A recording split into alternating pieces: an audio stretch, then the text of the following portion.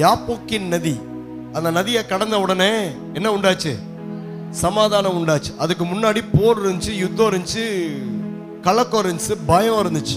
இந்த நதியை கடந்த உடனே அவனுக்கு பயம் இல்லை. ஏன்னா அந்த நதியை கடக்கிறதுக்கு முன்னாடி யாக்கோபுக்கு கர்த்தர் அவனுக்கு ஒரு பேர் வைக்கிறாரு. இனி நீ யாக்கோப் என்று அழைக்கப்படாமல் இஸ்ரவேல் என்று அழைக்கப்படுவாய். பயத்துக்கு பிள்ளையாயிராம சமாதானத்தின் பிள்ளையாயிருப்பாய்.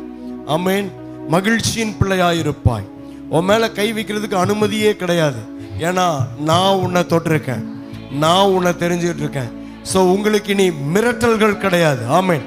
உங்களை மிரட்டுறவன் இனிமே மிரட்டுறதுக்கு வாயே திறக்க மாட்டான். உங்களை பயமுறுத்துறதுக்காக போனை கையில் எடுக்கிறவன் கையில எடுத்தா உங்க பேரை டைப் பண்ணாலே கைங்கெல்லாம் உதறும். Hallelujah to the Lamb of God. ஆமென் சொல்றீங்களா? இது நடக்க தான் போகுது, பார்க்க தான் போறீங்க. கர்த்தர் அதை செய்கிறார். உங்கள் ராஜா உங்கள் நடுவில் இருக்கிறார். இனி உங்களுக்கு வர்ற போன் கால்ஸ்லாம் நல்ல செய்தியாவே இருக்கும். தேவன் கிட்ட இருந்து வந்த செய்தி என்னன்னா, இனி யாரும் உன்னை தொட போறதில்ல. ஏன்னா உன்னை நான் இஸ்ரவேலா மாத்தி இருக்கிறேன். இஸ்ரவேலுக்கு நீ பயம் இல்ல, இஸ்ரவேலுக்கு நீ கலக்கம் இல்ல, இஸ்ரவேலுக்கு நீ மரண பயம் கிடையாது. எதிரில் வர்ற தகவல் உனக்கு ஒருவேளை கொலை செய்யற மாதிரி பயமுறுத்துற மாதிரி தகவல் வரலாம். இதுக்கப்புறம் யாக்கோபே நீ இஸ்ரவேலாய் மாற்றப்பட்டுட்ட. சோ இதுக்கப்புறம் எதிரில் வர்ற எல்லா செய்தியும் நல்ல செய்தியா தான் இருக்கும்.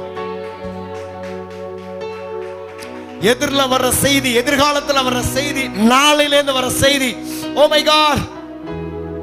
அந்த முழுறு ஜெபத்தை முடிச்ச உடனே அவனுக்கு வர்ற நல்ல செய்தி என்னன்னா, நீ இஸ்ரவேலாய் மாற்றப்பட்டாய். அந்த யாப்போக்கின் நதியை கடந்த உடனே அவனுக்கு வந்த நல்ல செய்தி என்னன்னா, தன்னுடைய சகோதரன் சமாதானமா மாறினான்.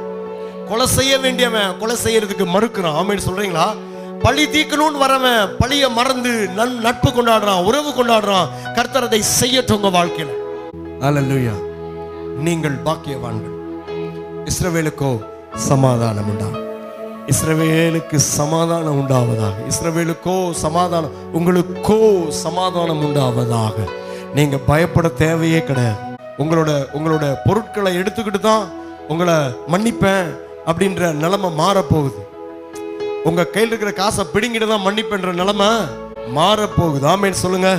நீங்க கொடுக்கறத வச்சு அதை எடுத்துக்கிட்டு உங்களை மன்னிச்சு போனா போகுதுன்னு சொல்லி விடுற நிலைமை மாறப்போகுது. ஆமென் சொல்லுங்க.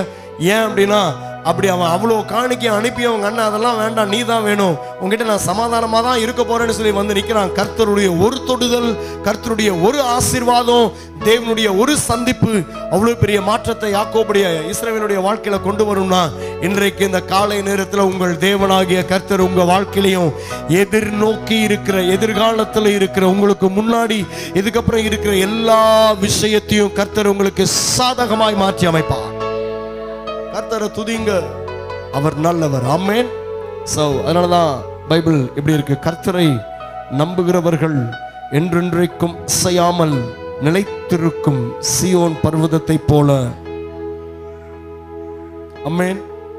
ஏன் அது அசையாது, ஏன் அது அசைக்க முடியாது அப்படின்னா, பர்வதங்கள் எப்படி எருசலேமை சுற்றிலும் இருக்கிறதோ அதை போலவே இது முதல் என்றென்றைக்கும் தம்முடைய ஜனத்தை சுற்றிலும் கர்த்தர் இது முதல் என்றென்றைக்கும் தம்முடைய ஜனத்தை சுற்றிலும் இருக்கிறார். உங்களை சுற்றிலும் தான் இருக்கிறார். ஆமென் சொல்லுங்க.